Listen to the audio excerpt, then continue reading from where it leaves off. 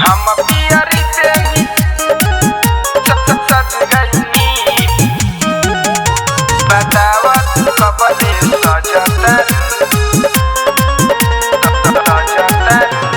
हम पियरी पेनी सज गईनी। बतावा तू कबले सजतारू का करतारू। हम पियरी पेनी सज गईनी। बतावा तू कबले सजतारू। तेरे भइल अरगिया के काहे तू बेरा डुबावतारू। हम पियरी पेनी सज गईनी। बतावा तू कबले सजतारू।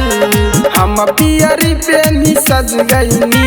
बतावा तू कबले सजतारू।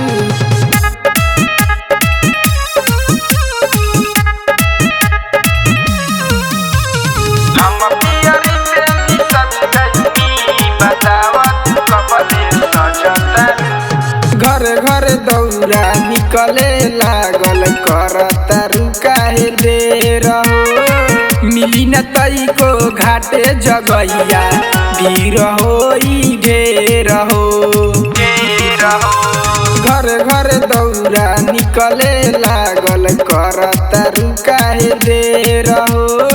मिली न तई को घाटे जगैया भीड़ होई ढेर हो।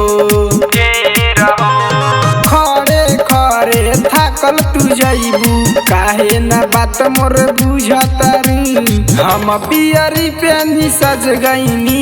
बतावा तू कबले सजतारू। हम पियरी पेनी सज गईनी। बतावा तू कबले सजतारू। हम पियरी पेनी सज गईनी। बतावा तू कबले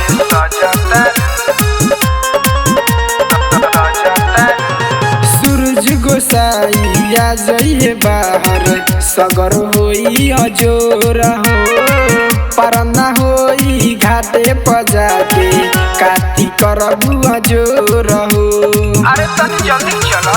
सूरज गोसाई आ जइए बाहर सगर होई अजोर हो। परना होई घाटे पजा के काती करबू अजोर हो।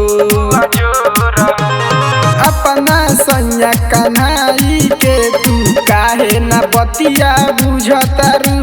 हम पियरी पेनी सज गईनी। बतावा तू कबले सजतारू।